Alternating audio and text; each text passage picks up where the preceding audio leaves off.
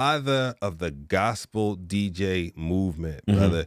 I mean, that's a mouthful of a statement. Yep. Not just the words, but the connotation of what that means.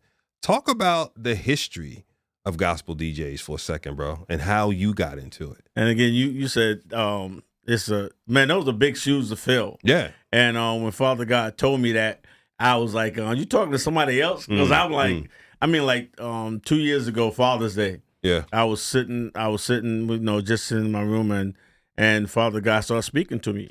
And he said, this is what I want you to do. This is going to be your assignment, to create the DJ movement, to document it. And I'm calling you the father of the DJ, the mobile DJ movement. Yeah. And it all started, believe it or not, the more he revealed to me, the more shocked I am. Yeah. Hip hop started in '73. Right. With DJ Kool Herc and everything, and the Boogie Down. And in '75, I hooked up with from 5 other brothers, Monty, Vince, Cy, Ron, and Basil. We was all in the same church, and there was a need. We felt that, number one, gospel music was only on Sundays. Gotcha. So during the week, Christians, especially the youth, listened to everything else. Yeah. They had nothing else to listen to. So what we wanted to do was started to do the mixtape, because mixtape was the way DJs promoted music. So we wanted to start making mixtapes and pass it out to the young people in our environment, in churches, so that during the week, they would have something to hold them spiritually. Yeah. And that's how we started out. It was 6 of us. We listened to that calling. And since '73, the fall of '73, that's when the gospel DJs were birthed. And I have fun saying this. That makes Cool DJ Herc our grandfather. Yeah, wow, that's crazy. So since you say '73? '73 it started. '75 we started. So right, one of the things that God just showed me this month, he said, yo, you was 15 when you started. Right. I was like, that's crazy. But I mean, it's only 2 years of separation, bro. It's only 2. Because I don't know about grandfather. It's more like uncle. He started it all, and everything was birthed from him. Right. So if he's the father of hip hop, and everything was birthed from him, that means even the gospel DJs was birthed from his lineage. Right. And we've just been doing it ever since. So what was that like early days, man? Because I came into CHH, I want to say, let's call it late 90s. That's right. I came in at the cross movement era, before they dropped their first album, right before Heaven's Mentality. And I just remember watching them go about the way they did things, and they opened a lot of doors. Yes. But a lot of groups didn't have some of the same favor they had. And I remember how hard it was for artists to get into churches and such and be able to minister. What was that? I can only imagine, man. So 25 years prior to that. Right. Am I doing that math right? Yeah, man, 25. What was that like when you tried to introduce this concept of a gospel DJ? Well, you said 2 things, the concept of the gospel DJ and getting into the churches. So for us, it was easy to get into the churches. Okay. Because before us, if a church had an event, it could be roller skating, it could be an anniversary, whatever. If a church had an event, what would happen is somebody would have to bring their records or their cassettes, right, and then they would have to play the music. Right. So there was nobody really there to mix it or to cue it. You just play one song and went out. You play another song and went out. You play. So when they heard that, wait a minute, there's 6 guys out there. They know the music. They have the music. We don't have to bring it no more. Hey, let's get these guys. So it was we caught on like wildfire. Yeah, because okay. So for that next 10 years, we was all over the place. Got you. We did church events. We did skating parties. We wanted to gospel DJs that helped start gospel skating. Right. And speaking of places that was hard, later on, about 95, Lord had me create a Christian nightclub. Okay. Now that was hard. Yeah. That was hard. Again, with the idea in mind of giving people a place where they can go, where they can party, where they can have fun. Right. That's what they used to do when they was in the world. Right. But to gospel music. You know what's so interesting about that is the ability to get inside them doors. I mean, you met an immediate identifiable need. Right. That's right. That's big. And it's something for us to think about. Something for us to contemplate even today in terms of how we how we express the value proposition we offer to both the church and the secular. Right. I mean, that's good to learn from. So then walk it forward. So y'all start taking off. You got 6 of y'all. You're out doing all these events. And what was the next step in the evolution? The next step in the evolution, we started off DJing. Then we involved into singing. Believe it or not, Dr. D used to sing. Okay. And we did skits. So whoever would hire us, we did all three. We DJs, we did skits, and we sang. Hold up. So we had a whole program. Hold up. So we had a whole program, bro. We came ready. I'm seeing a living color in my head right now. You know what I mean? 6 of us, and like I said, I'm the youngest of the group. I didn't think I could sing at the time, but I carried a couple blocks of about 5 minutes before I went off. Said, I'm literally seeing living color like when Damon Wayans would go in between the skits. Remember he would do the joint with Jim Carrey on the boat, That's right. Fire Bill, and then he'd do the next skit of Homie the Clown. So, oh man. Then the next one of him and Sean on the back of the truck selling stuff. So that's what we did. What made y'all dive into doing skits? Because again, when it was to meet a need. Okay. It was to introduce people, especially young people. Yeah. Our whole goal was young people. Introduce them to the music out there, whether we was singing it, whether we was acting out about being saved, living a life in Christ, or whether we was playing it. It was all about reaching young people with the music and with the message of Jesus Christ. Man, that is so interesting. So the skits were really birthed out of you looking at who's in the audience over time as you're DJing and then talking and saying what could help them further understand what we're trying to communicate. That was the whole dope, message. Man. The whole message for us from the day one was introducing people to the genre of gospel music, the total genre. Because in 75, Christian radio was only on Sundays. Most of the time they played choirs or quartets. Yeah. So here I am. I'm in the streets. I'm going to the record stores and everything like that. I'm finding gospel jazz. I'm finding not rap so much, but I'm finding contemporary. I'm finding later on, go-go, rap. I'm finding all this music that radio's not playing. Yeah. And so that's back to day one. Put them on mixtape, give it out to everybody. Yeah. So that's what made us so popular, because not only did we play the music that radio played, and one of the things about DJs, we do support radio. Right. We work hand in hand. Right. Some people think it's a conflict. No. Yeah. It's apples and oranges. Yeah. From day one, God said DJs are apples. Well, one's an apple, one's an orange, and together you make fruit salad. Yeah. That's the way it works. Man, I love that. I love the attention that you paid to the audience and the need. And so what I love about, and this is what I love about Christian hip hop overall, is we know we all have the same mission. We may articulate it slightly different, but want to communicate the gospel of Jesus Christ. That's right. We may all say it slightly different, but seeing the vehicles to be able to do that, right? And then saying, based on what I'm seeing with this audience, just constantly thinking about how to use your arsenal to deliver the message. Correct. I love that, man. I mean, so saying, no, I'm not just going to DJ. I'll add singing. Right. If singing's going to be effective. I'll do some skits. Okay, so after you did the skits and did all that, what was the next thing? The whole thing was, again, churches are inviting us, hiring us to do their anniversary, their church party, their whatever.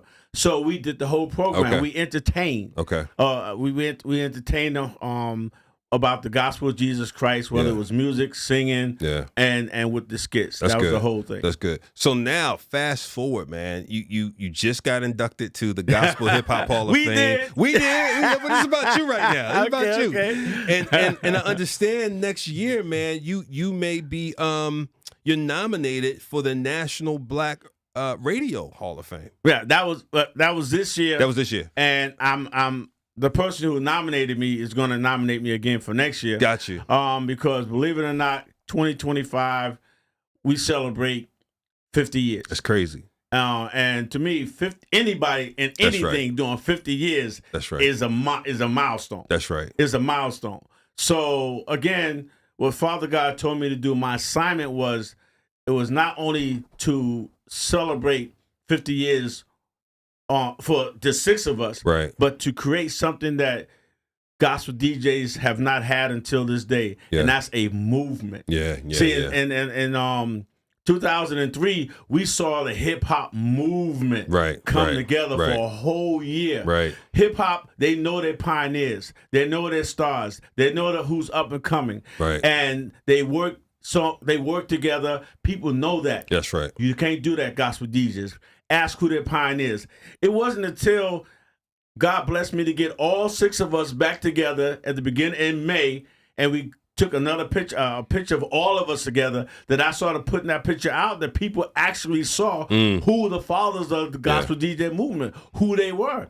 We have stars and we have people that are good, but we don't know them. We don't know our history. Right. So one of the first thing God told me to write it down. Write down the history. I don't care if you DJ for 5 minutes or 5 years.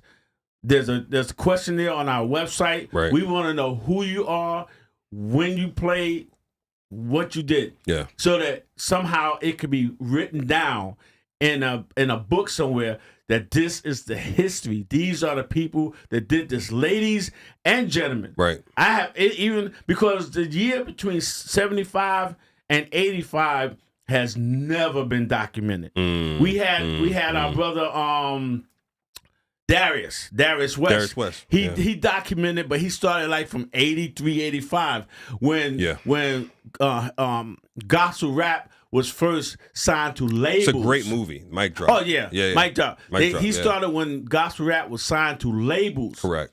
And that was great. It was never done before. Right. And when I had the chance to talk to him, I was like, Darius, I love what you did. Right. I said, man, but why didn't you go further? He said, number 1, I didn't know there was a further. Yep. And he said, number 2, I had to go with my budget. So part of what I want to do is document from 75 to 85. Yeah. There was a lot of rappers. Yeah. There was a lot of DJs. There was a whole culture in gospel music. You had Christian nightclubs, Christian entertainment events. There was a whole history that nobody knows. Gospel roller skating, everything has to be documented. And I think, one of the things about the Mic Drop movie, I think you're spot on. There's so much history to be told, and you can go back further. Yeah. I have to imagine when you're in that position of doing it, a part of it also is the accessible artifacts. That's right. Right. What's accessible I can get my hands on and actually produce something, right? Because look at the footage in there. You've got a blend of interviews with some of the still existing groups like Preachers in Disguise. That's right. PID. Like my God, Soup the Chemist, like Chili Baby from Gospel Gangsters, etc. But then you also have the old clips and Mike whatnot. Peace. And so you're pulling from organizations that were able to start documenting some of that stuff. My thing with the movie, though, is, and Darius and I have talked about this as well, I don't think any of us should think that he's done, because if you look at Netflix and the hip-hop series, it takes several episodes. It sure does. And even after a whole season of about 8 episodes, they're getting ready for the next season. There's so much to tell. They talked about the East. Then they talked about the West. Then they talked about the South. Then they talked about the nuances. Then they talked about the grill era, right? I mean, and so I'm with you. And I think, to your point, the second point that you made me think about was not just knowing the history of the gospel hip-hop DJs, but it's almost like the hip-hop in general, the elements. They go together. Many people now don't know Christian hip-hop history. Nope. Many of our artists today, and it's no slight, and it's no, I don't think they mean any disrespect by it. They just don't know it. And so, just don't know it. So we've got to knit together that history. That's right. And given what you've done, I'm curious, man, what's your advice to those who have an interest in making sure the history's told? Like, you're doing something with the gospel hip hop movement. What have you learned so far that the broader Christian hip hop community could learn in terms of trying to pull that history together? Well, again, just like hip hop, hip hop has 4 pillars. Yeah. Gospel has 2, maybe 3, but mostly 2. Because with hip hop, you got the MCs and you got the dancers and stuff like that. So that's still a pillar, even in gospel music. Yeah. But my assignment is to document the history of the mobile gospel DJs. Okay. That's my assignment. Okay. To go back to 70, 75 and document everybody that's still alive. And I'm telling people all the time, even now, it doesn't matter if you started yesterday, right? Go to the website on www.thegospelDJ50th anniversary.com. Fill out the questionnaire. So at some point we can pull all that information together and document the movement of the history of the gospel DJ, mobile gospel DJs. And then at the same time, our next phase, what's ahead, is to pull that together as a movement so that from 2025 on, we do things as a movement. We do things as one voice. We do things as one body. Yeah. That has never been done. Yeah. Like I said, we got a lot of great gospel DJs out there, and they're doing their thing. God is using them. But the gospel DJs have never moved as a movement, and therefore we have never been counted in gospel music as a movement. Gospel DJs, I went to the Stellar Awards last year, and I'm in the class, and the lady, she's from Nielsen, she's talking about how radio is documented, how they know how many listeners they have and stuff like that, and that's all good. Right. And I asked her, I said, hey, in that number of counting how many listeners people the radio has, how many people that they reach with the music, have you ever done anything with the DJs? And she said, nope. Why? Because there's no way to document what they're doing. There's no way to document what DJs are doing. Well, there is a way. I believe God has given me a way, and that's moving forward. But in the past, we've never done it. So you gotta take one DJ and he's hot. Right. So on Friday he's doing a gig, that's 300 people. Right. On Saturday he's doing a block party, that's 500 people. Right. Then even Sunday night he might be doing another gig with another 200 people. So that's might be 1,000 people that one DJ hit on the weekend. Right. So if you Multiply document that, multiply that, 100 DJs. Right. So that's 100 times 1,000 that are not being documented. Right. So when it comes to, hey, what are the DJs doing? That's why it's easy for people to say, nothing. Not sure. We don't know. If they're not on radio of some sort and being documented that way, their whole birth, what they was born to do, is not what the street ministry is not being documented. So you're right. It's not easily trackable, but if you have an interest to do so, you could create mechanisms. Yes. So is that a part of what the gospel DJ movement's going to do? That's part of what the gospel DJ movement. When we go down to Nashville this weekend, we're gonna drop that part which we think can help gospel DJs document what they do when they're doing their street ministry. Got it. We're gonna do that so that way we can go to Nielsen or anybody else and say, hey, the gospel DJ movement hit over 100,000 people this weekend. Right. Just in the streets. And depending on what you decide to track, include in the playlist, I mean, you can make an argument to media base and whatnot that we are an entity that should be registered and tracked. Yeah, that's right. That's come out with the charts, come out a way of documenting. It's almost like a station. You know what I mean? It's a way of documenting, hey, these are the DJs that are in the movement. Yeah. This is where they was at this weekend or during the week. This is how many people, blah, blah, blah, listen to them. Right. We can prove that. And this is how many people all together. Yeah. So now when an artist wants to drop a record, and you got streaming, you got people playing it on social media and radio and that kind of stuff. Now they also have another vehicle, which is the oldest vehicle we ever had. Right. And that was the mixtape. Yeah. That was the mixtape. So we and when we go down to Nashville, we're gonna talk about I'm doing a class called Back to Basics. Okay. Street Promotions 101. We're going back to how we did it before and how it was documented before. That's good. And as a movement, those who want to be part of it, God, in the Bible, when God was ready to tackle this big army, he had all these people. Joshua had all these people. And God, I think Joshua get in. And God said, yeah, but you got too many people. Yeah. So he's like, what? Too many people? Look who we fighting. Right. He said, yeah, I'm going to bring it down to 300.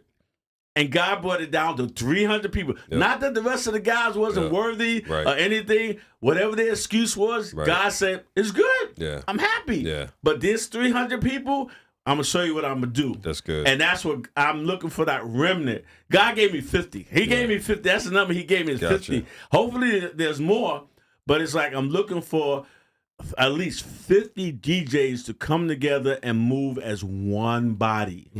One body. That's your assignment. That's my assignment. That's your assignment. So that when we go to the Stellars, like one of the things we want to go to the Stellars, we want to go to the Doves, and we want to introduce them to Gospel House. Yeah. We want to introduce them to gospel go-go, those different genres, so we can say these are the artists. Right. This is where they play. This is their music, and we can prove that we're charting them. That's good. That's good. So we want to make the gospel DJ movement. It's not about one person. Yeah. And that's what God told me. Yeah, you did the 50 years, but everybody's going to celebrate it together. Yeah. Well, I see you pulled together an advisory board as well. That's right. 8 people, 7 plus you on this advisory board.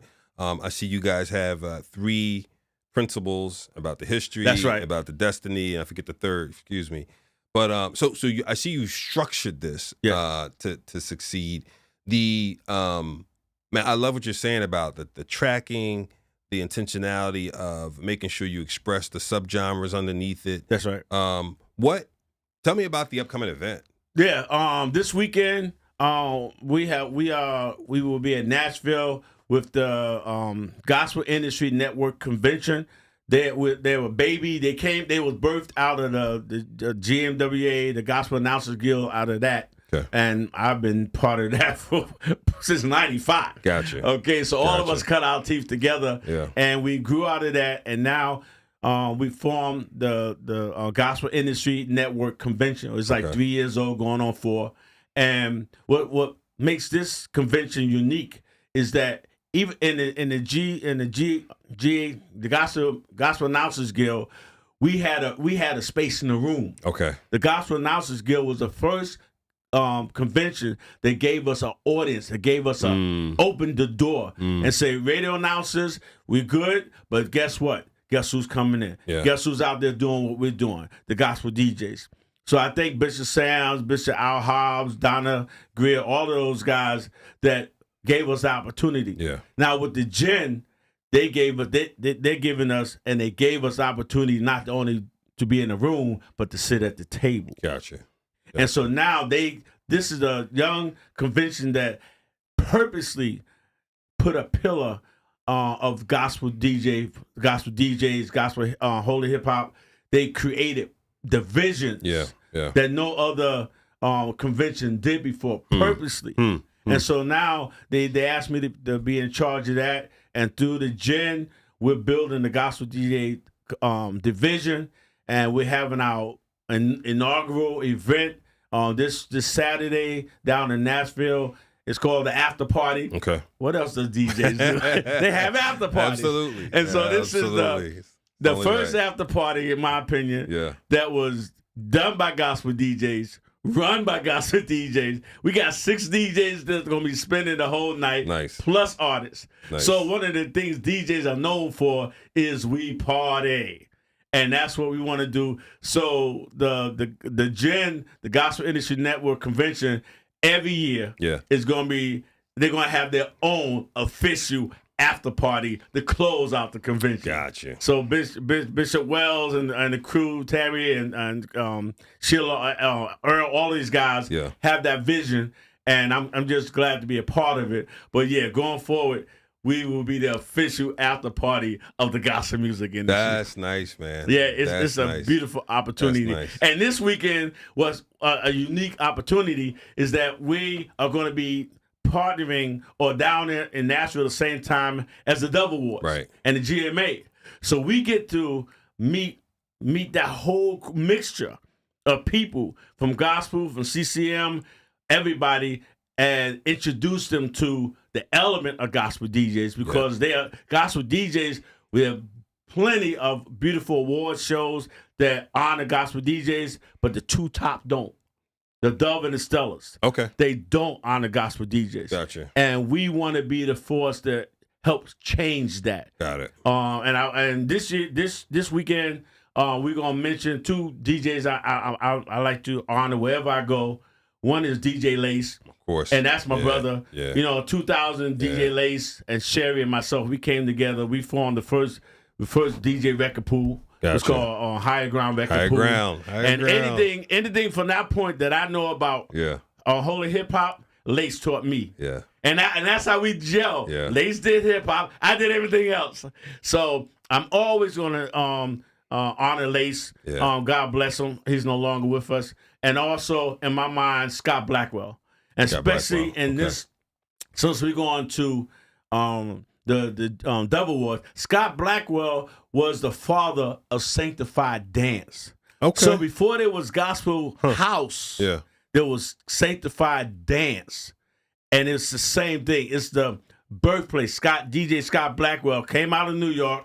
I forgot what station he was on, but it's like a Hot 97 station. And he was a club DJ. And when he got saved, he took that same element of club. Wow. And he brought in Crystal Lewis. He brought in this person. And he has about 4 or 5 albums. But Scott Blackwell, I'm always going to remember him because he was the father of sanctified dance, which birthed out Gospel House. I never knew of Sanctified Dance. That's it. Now I gotta look it up. Look it up. See, I love history, man. I love the history. Sanctified Dance, DJ Scott Blackwell. So let me ask you this, because one of the things that jumps out to me is what does the support look like so far from the record labels? Right now, we haven't even reached out to yet. Right now, my assignment is to pull the DJs together. Yes. I gotta get those 50 DJs on the same page, willing to work together. That's interesting. And it's like this: if I got 10 DJs in a room, I'm like, "This is our vision. You want to be a part? Yeah. You want to be a part? No. You want to be a part? Whoever wants to be a part, come on in." What's necessary to be a part? What do they have to do? Just want to be a part. But after that, they sign after up. Part, membership fee. I'm sure it's going to get to that. Yeah. But right now, I just want to bring them all together and say, look, this is the vision. This is what we want to do. It's sort of like a record pool. Right. So we got to keep tabs on who you are, where you're spending. We got to get music to you. What music? Some of you guys will get music without us. Yep. You know this. And that's one of the reasons why we did the record pool. Right. See, Lace and myself, we got music. Right. We was getting music. Right. We had no problem. But we kept running into other gospel DJs who didn't get music, that the labels didn't respect. Right. So we formed a record pool, and everything I do is not about me, it's about others. Right. And so we formed a record pool so that other DJs can get the music that the labels wasn't getting. Yes. And we want to do the same thing. We want to bring all the stars and everybody else. We want to bring them together, put us on the same plateau. We all move together. Everybody gets the movement. So if somebody wants to break a song, we break music. Those are the 4 pillars of gospel music. Breaking music, remixing music, reproducing music, and the other R is we play. Right. So I got you. We break music before anybody else does. Got it. All right, going down there, my good buddy BBJ, he that's my the bro. brother. That's the bro. He came to us, though, Doc, man, I got something for you. Right, really? Yeah, nobody got it yet. That's the so bro. we're gonna break something by BBJ down there. Yeah. So we break it. Yeah. Then when it's out and radio's playing it, we replay it. Okay. We support each other. Yeah. Then from there, DJs can do the remix, and we talking about when they at an event. They mixing stuff live, remixing it right there. Then they reproduce it. That's when they go in studio and reproduce it that way. Gotcha. Those are the 4 pillars of a DJ. Yeah. And we want to use those same tools that came out of the hip-hop industry to use to promote gospel artists the way DJs do. Yeah.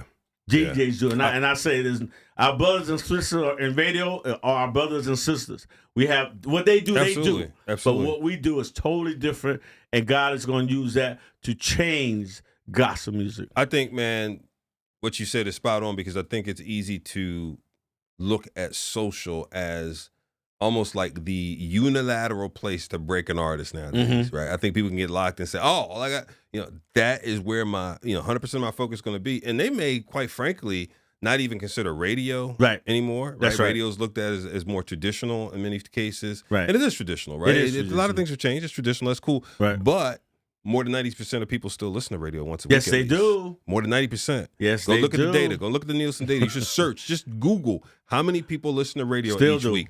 Over 90%. Still because do. there's something about the convenience. There's something about the companionship of a host that they love. Right. All those things are still there, people. And so, but this is just another one where at one point DJs were highly regarded, particularly in hip hop. Like if you want to break a record in hip hop, you had to get the Funk Flex. Yep. Okay, if Funk Flex said he was going to play it, that was it. That was it. Latin Quarters, That's whatever. it. That right? was it. DJ Red Alert, That's whatever right. the case may be, and you can look all this up. And so I love the fact that this is still here and you're rejuvenating it and really elevating people's understanding of the importance of it. Because once somebody sees it and says, look, as an artist, I need to use all these things in my tool belt. I need to use social. I need to use maybe some ads. I need to use radio. I need to use video. I need to use the DJs and make sure you're taking care of all of that.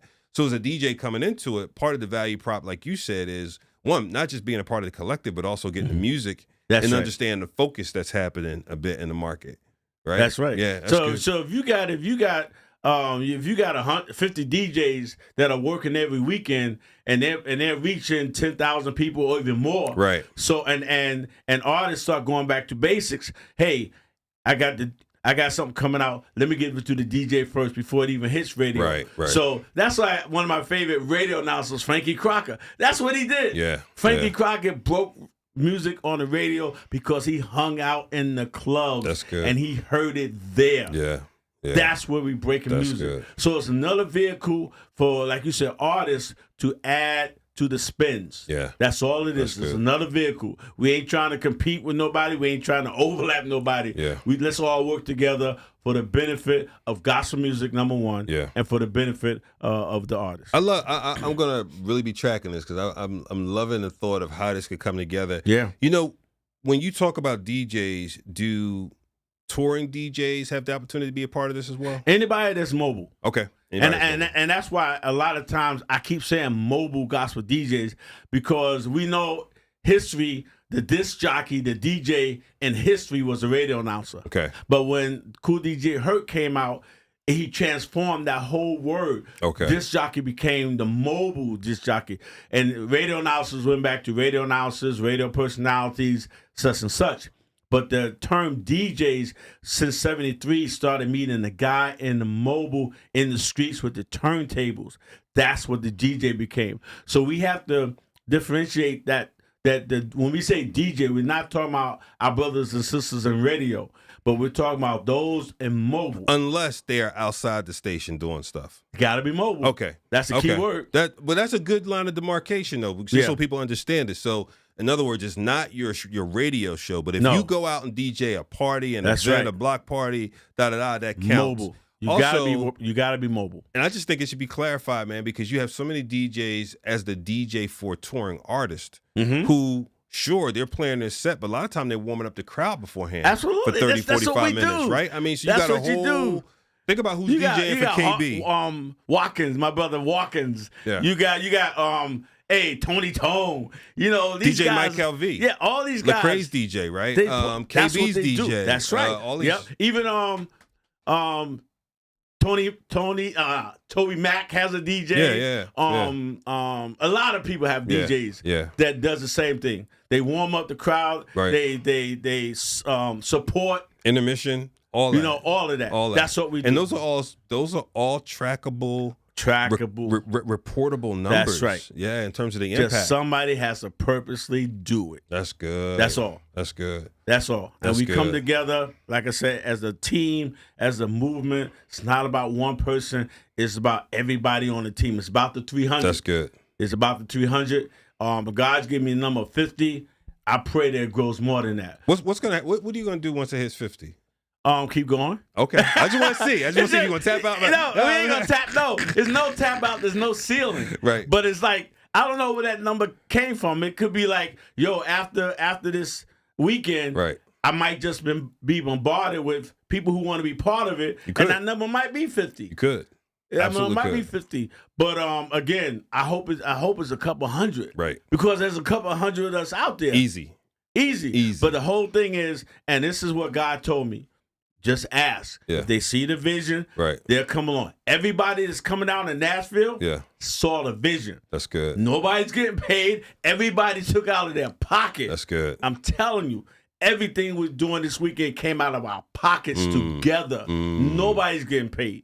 And when I told people to vet, Equesta. Yeah, I want that. You know, I got DJ Flame. That's good. She has a history on hip hop. On the hip hop side, I got DJ Al Hot Mix Chicago. I got Ed. I got Mark in Boston. I got and we're coming out with the digital mixtape. Yeah, we're bringing that back out this weekend in Nashville. We're gonna give out over 1,000 of them, and on that mixtape we got 6 DJs. CDs. Digital? It's a card. It's a card like a credit card. Yep. And what the person does, there's a code on the QR back. code, yep. There's a code on the back. They go to the website, punch in that code. That code, they put in their information, and that code gives them access to that 3-hour mix. Okay. That 3-hour mix. Okay. So that's behind a firewall. Where's it hosted? I'm just curious. I don't want to say. Okay. I don't give all away. Secret. I got some stuff in the crates I can't give away. You know, DJs walk in that secret crate. Bruh, I love it. That with used the white to be label. so fun to me, man.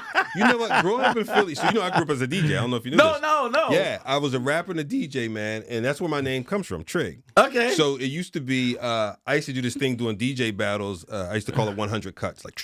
Right. And old head from Brooklyn who lived in our area, moved from Brooklyn. Old head, he started calling me Trigger B.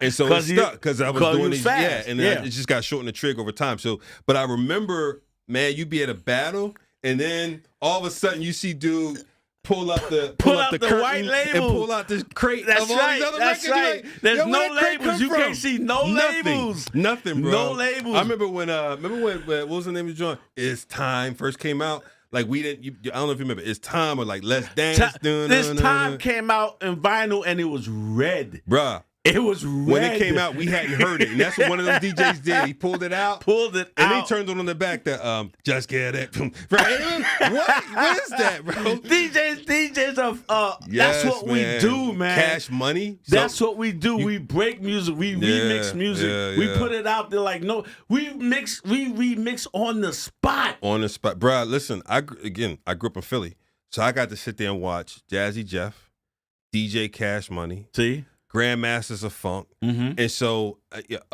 and Cash Money had Marvelous, right? So that's when first it was just DJs, and then they start having their crews of rappers. That crew, that's how it came from. That's right. And like you said, the skits and all those different things. That's it. That's what the hype man is. The hype man. He's out there pulling people together. Those were good times, man. Yeah, and we hope to bring some of that back. The fun. We want to bring the fun back. It's work. But we always have fun doing it. Yeah. It's work bringing the equipment in. Yeah. It's work setting it up. You break it down. You bring it in from your house. Yep. You bring it into the set. You bring it out of the set. Bring it back to your house. Bruh. That's all the work. I know. I don't miss that. Fun. I don't miss that, bro. Yeah, we don't miss that. But the fun. Part. Let's have the fun. So people want to join y'all this weekend. What do they need to do? Come on, again, because we're part of the GEN, the Gospel Industry Network Convention, we're asking everybody to go to the GEN, which is www.thegin.org. Sign up for the convention. Because the convention is a whole nother track. Yeah. They got tracks, then we got classes. Yeah. And again, the DJs have 4 classes specifically for DJs, but the 2 days is a number of tracks. Yeah. We have a gospel concert that Friday night. We have the after party from 8 to 11 that Saturday night. Join the GEN, radio announcers, artists. If you're interested in gospel music, that kind of stuff, that's where we start at. That's good. And then from there, like I said, if you know DJs, go to the DJ website, the gospel DJ website, which is www.thegospeldj 50th anniversary 2025. Got it. And I personally put it that way. We'll put that in the link. So every time you say it, you know what it's about. The 50th anniversary. That's right. The Gospel DJ 50th anniversary in 2025.com. In 2025.com. Right, that's a URL. 2025. No N. Oh, but okay. The Gospel DJ 50th anniversary 2025.com. Man, we're gonna put that in the notes and on the YouTube, man, to make sure people get to it. Brother, if you're a DJ, sign up. And again, That's like dope. you said, you go there, you see the history, you see some information, and that's where we're going to be putting it at. If people want to get in contact with you, man, what's the best way? Call me straight up, 917-520-7704. He said it. 917-520-7704.